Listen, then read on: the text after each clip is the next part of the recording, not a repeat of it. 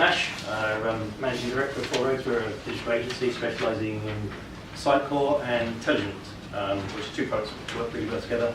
Obviously, Sitecore is a content management system. Intelligent Community is a community platform, so forums and discussions and things like that. Tonight we've got 4 presentations, and I'll go through those in a moment.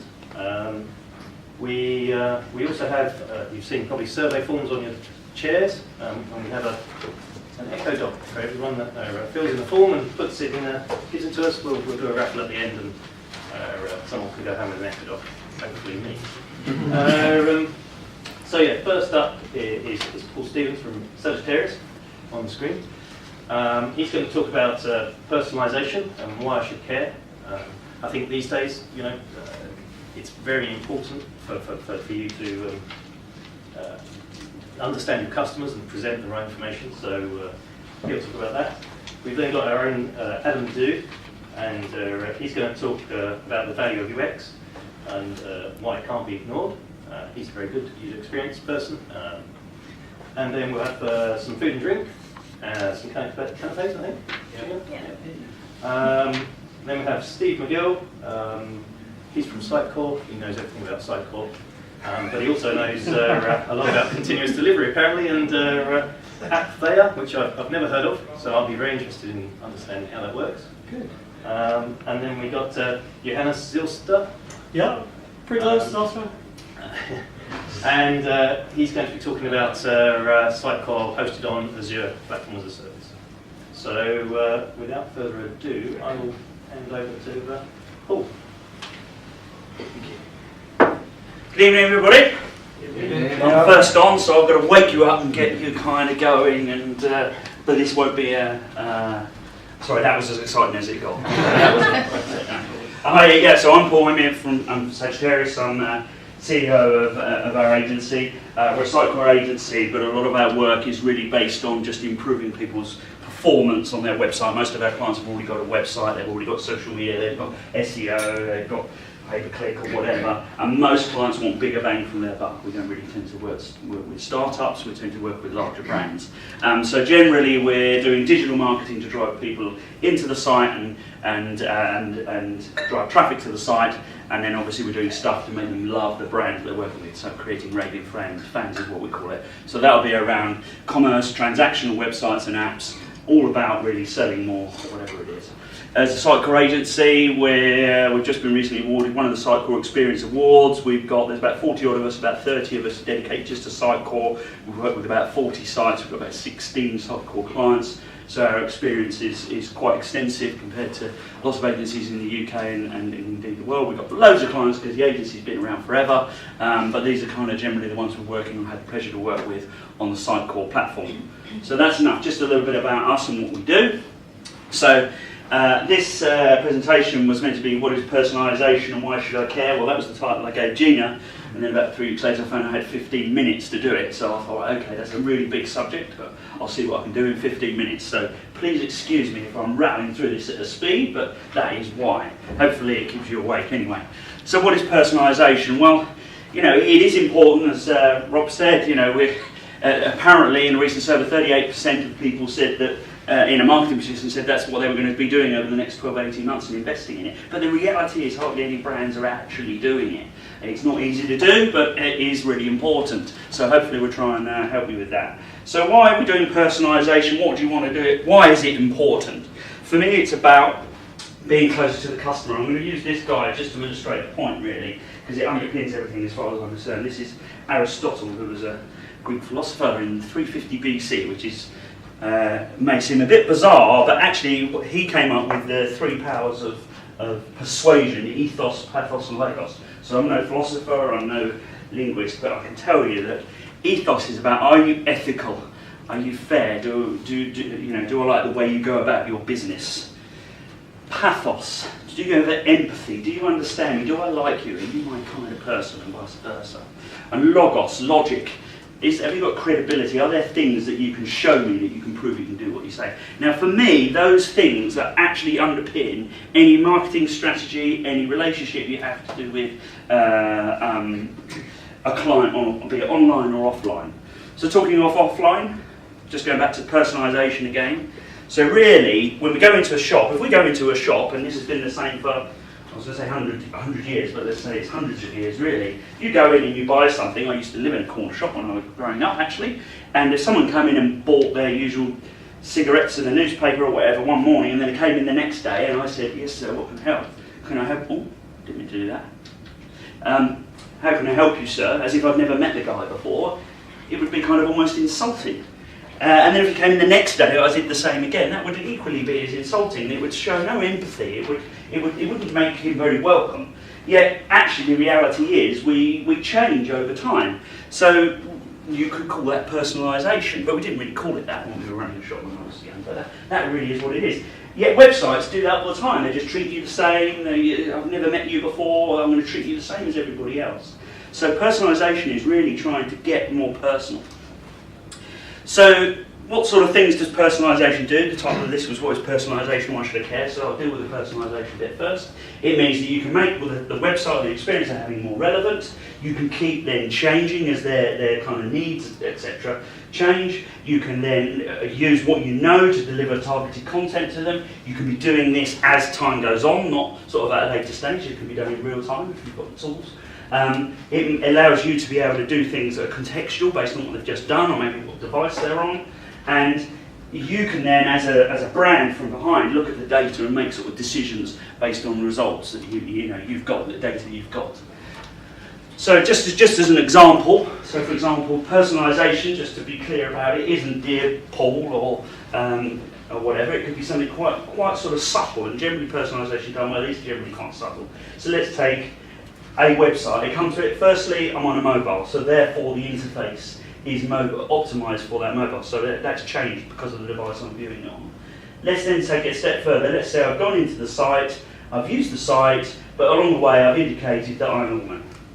I am not, obviously, but for the purpose of this demonstration, I'm a woman. So next time I come back to the site, it's pushing dresses, for example. So we've got two things combined, mobile and the fact that I'm a woman. Next time, because I'm a woman, I've been here several times now, so it's saying, please, sign up. You love us, this is your third time here. So now we're trying to sort of capture some data. So I've not tried to capture data back here, I've done it once I've got a bit friendlier.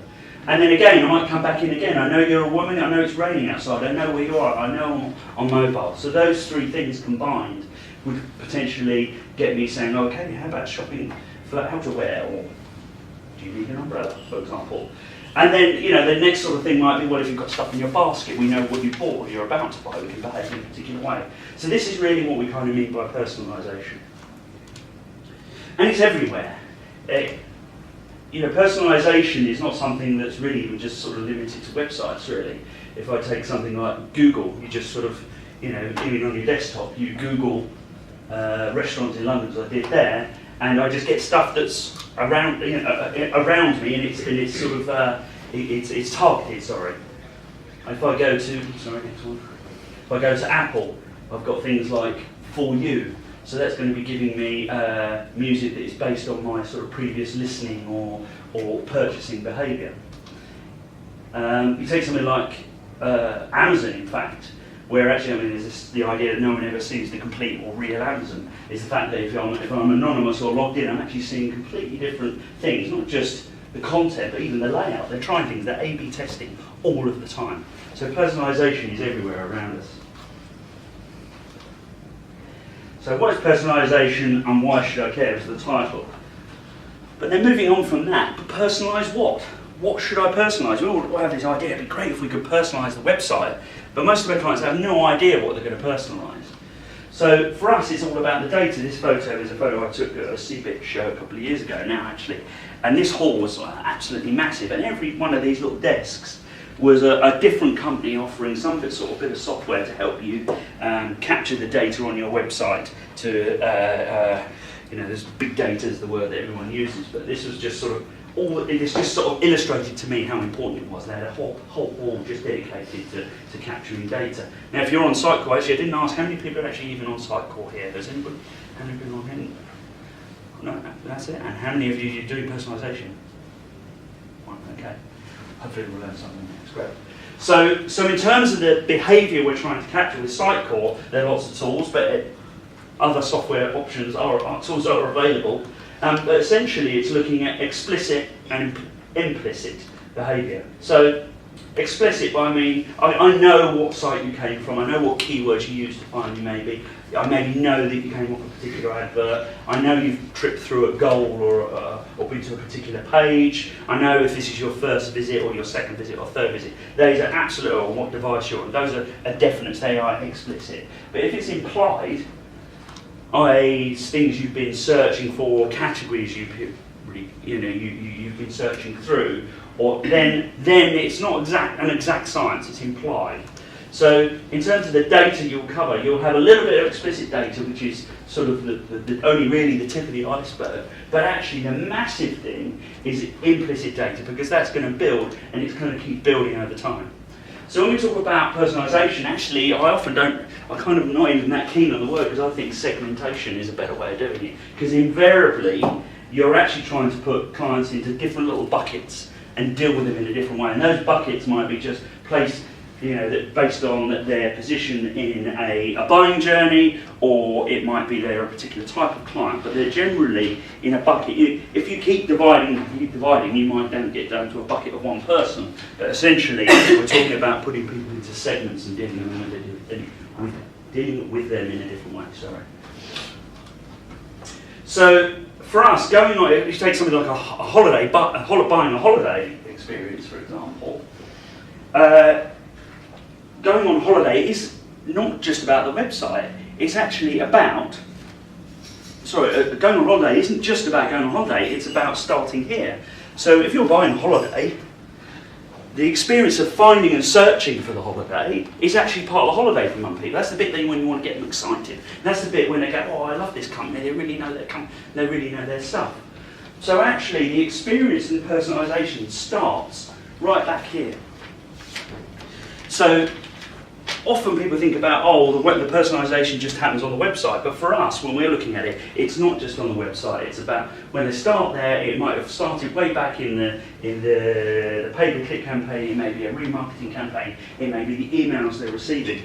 So if any of you have worked with Sitecore, seen some of Sitecore slides, they usually use this sort of funnel from where someone needs your product and then they become aware of your brand, and then they're sort of searching around and they're comparing you, and then they might be doing things that tell you that they're getting close to making a decision, and then they make a purchase.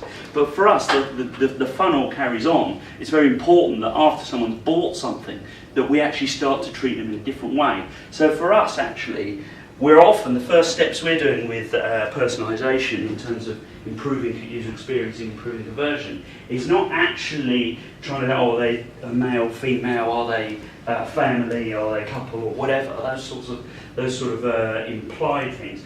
We're looking at those explicit triggers that tell us that someone has got to here, or they're one of these people. They're usually the lower hanging fruit. And we're not just doing the website as well. Like I said, we're using email, we're using SEO, we're using paid search to get back at people who've been to the website. We can remarket to them. We can use Facebook, social media advertising as well to get back at people in a personalised way, because we know what they've been browsing on the site. There you go, social media, even things like direct mail and point of sale, they're all different channels that actually can be used to push someone back, push from here through to there and then beyond. So now this is the why should I care bit, really. So the idea of personalisation is all very good fun, but actually it's more work. It's more to do. It makes life more complicated. We've now got different versions of different pages. We might have to do development on the website. So ultimately it's got to be worthwhile. And a lot of the work that we do with brands is trying to work out first what we should do first. But to tell you, I use this model really to try and help people understand why you should be looking at using personalisation to increase conversion and squeeze more out of what you've got. So I'm going to use these just numbers, they're nice round numbers because it works nicely. So let's say our website's got 200,000 visits, we're getting 2,000 orders, so that's a 1% conversion rate. If that was £1,000 an order, say it was a holiday site, that'd be 2 million quid. So if we're talking to a brand and say, well, how are we going to double the business? How are we going to get to 4 million. Now this 1% figure here is pretty typical. I don't know if any of you even know yours, but that is fairly typical. It's a really small number. And let's just sort of think about that moment. That means we've got 100 people, say, for argument's sake, coming into the funnel. They're founders, they're coming to our website, and only one is dropping at the bottom, out of the bottom. That's pretty abysmal, really, if you think about it. If you were back in the shop that I was talking about, 100 people kept walking in, and only one walked out having bought something, you'd think you had a problem. But for some reason, in digital land, we accept this as being sort of normal and don't necessarily think about it. And when someone thinks about doubling their business, they actually often go here. They go, oh, well, let's go and get those people, put them in the top. Well, that could be really, really expensive, quite frankly. And if you already had a website that was fairly well SEO'd and you were doing social and you were running some paid search already, to go and get and to double the amount of audience is probably a really expensive exercise. And you probably find that the new people wouldn't be as good quality, if you like, as the original people. So could we double the price? Probably not. In most businesses you couldn't just do that. But could we improve that 1% to 2%? It's not that ambitious, not that outrageous, but that would actually have that effect. Now, what I'm trying to point out here is that actually, if you did, you know, this is generally what happens. We'll go, okay, well, we can probably do some more on the SEO side, or we can look at how we can improve the marketing. Probably. So if we increase that by 25%, not that outrageous. If we increase that to 1.25, again, not very outrageous. Annoyingly, it's 28%. I know, bear with me. 28% there. That's actually 3,125. That's actually 4 million quid. So nothing there is outrageous. We didn't go and get masses of loads of new people. And in terms of whatever budget it was to try and achieve that, if we set out with that as a strategy, it would be a really good thing to do. So for me, that is why you should care about personalisation and good UX and things like that. So I'll just finish with a quick case study. Sorry, I'm probably over time. As well as running this agency, I was actually director of ski weekends for 4 or 5 years, and one of the things that we did there was deploy Sitecore and use a lot of its stuff. So I'm going to talk about that just quickly, because I can talk about that and I don't have to ask permission from the other brands. Anyway, so ski weekends, unsurprisingly, sell short breaks, ski holidays, and we still do all that digital marketing, etc. So we were rebuilding their website. We had the Sitecore platform to work with, and so the first thing we did was look at as much data as we could, and just to sort of, you may notice some familiarity about those numbers. That's pretty much what we had over a 3-month period as a kind of key market season, those sort of numbers. So it was like, okay, well, how do we double the business? Guess what? We did double the business in 4 or 5 years at ski weekends. So my examples are built on some facts. So first thing we did, really looked at the way people were using the site, looking at traffic on the website, looking how mobile centric it was, unsurprisingly. So the whole user interface was made to be very tablet friendly.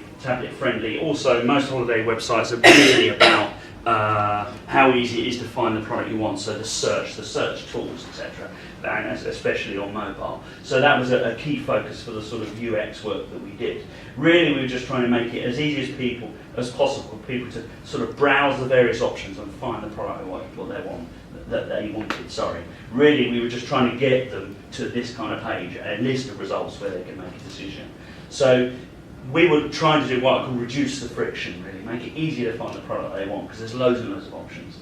Equally, using Sitecore's campaign ID tracking, if someone came from an Easter holiday booking, for example, we would make sure that when they came in, we didn't take them to the home page, we made sure the dates on the search were right, that the location was relevant to the advert that we did. If they were coming in from a particular part of the country, we'd make sure that the prices and the departure airport were relevant. If they come off a particular deal that was to do with by weeks or midweek or coach, we'd make sure adverts around the site were relevant to how they entered the site based on the advert they clicked on. And ultimately, that was all about getting them again to this page, to somewhere where they could get to a product, a hotel page with something they could kind of add to basket. So by doing that sort of stuff, making it more relevant as they landed on, that actually reduced the amount of people bouncing out by 22%. Bear in mind, the site was pretty much the same as the previous site in terms of product and product range, etc. It actually meant 7% more people were using the searches, and actually 32% more people were actually getting to that kind of page where they could go, oh, that's something I want, I'll buy it. Next stage was really leveraging social. We did some things I said earlier. Ski is one of those things, people who love skiing love it, they want to show off, etc. So really engaging with them on Facebook was really important. So we didn't really just kind of have loads of links on the site saying share this or like this or whatever. We used to wait until they'd used the site for a bit, and then we would say, hey, like us on Facebook and we will give you £10 off your first booking or whatever. But we would wait before we gave anything away. So again, we're just sort of waiting for this to be their second or third visit, or they've used the search quite a bit, so they're clearly engaged, then try to sort of do something that will push them over. But by doing that, we were able to pretty much, well, over double the amount of people who were actually hitting like, and we saw the amount of people liking the Facebook page, you know, exponentially grow very quickly. The other thing we did a lot of was really work on email. I mentioned it earlier as well, is looking at the way you communicate via email. People focus on the website hell of a lot, but using Sitecore and the reservation system, we're able to really look at the communications that come through from the website, both pre-departure and after departure. These screen grabs that are going here are actually using Sitecore's email broadcast to send emails out to them on the last day of departure, because we know what the last day is, and asking them to tell us what they thought of the holiday, etc. And then what that would enable them to do is be able to say 1 to 5, that would go straight into Sitecore. It would actually then drive our own reviews on the website straight away. It also meant that in resort they were able to go, hey, we've got someone who's just put a 1-star in, they're still in our hotel, let's get the resort manager around and find out what his problem is. Not wait for him to get back and put a crappy visit on, a crappy review on TripAdvisor. So really leveraging the power of Sitecore there and looking at how we deal with people in a different way. But equally, the other emails there were showing you that after someone had made a booking, they might have made that 3 or 4 months before they actually travelled. So actually sending them newsletters saying, oh, wouldn't you like to go on holiday? No, I've already bought one, thank you very much. Stop trying to sell it to me again, especially the one I've just bought at a higher price potentially. So again, really, you know, a classic mistake that happens with email broadcasting. But we were able to do something different and say, hey, it's only 2 weeks to go. Isn't it great? You know, did you know this about where you're going? Oh, and by the way, would you like to book a car parking and things like that? So ultimately, that was a lovely case study, and it did win us lots of awards, not just for Sitecore, lots of things, because basically the increase in bookings went up dramatically, and the business grew by 16% that year.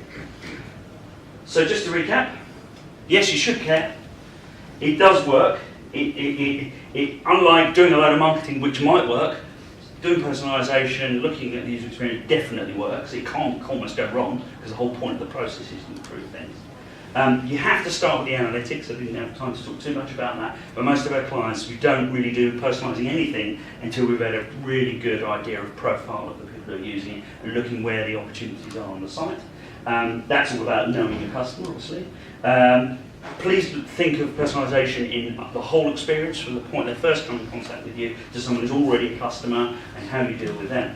And don't think about just the website, think about email and other sort of telephone integrating with your CRM, with your call centre, etc. That's it. That's it from me. If you want to know more, I will highlight that we actually have a Path to Personalisation webinar with Sitecore this Thursday, and it's actually about, for those who are on Sitecore, what would be the first things you would do as a kind of step-by-step thing. Other than that, I'm here all night. Please email me, come give me a card. Happy to talk to you. Thank you. Cool. I think it's worth just mentioning, I think we probably agree that Sitecore Experience Platform is probably one of the reasons it's in the magic quadrant in the top right hand corner, is because it is very, very good at all of this stuff. Yeah, I suppose I'd agree.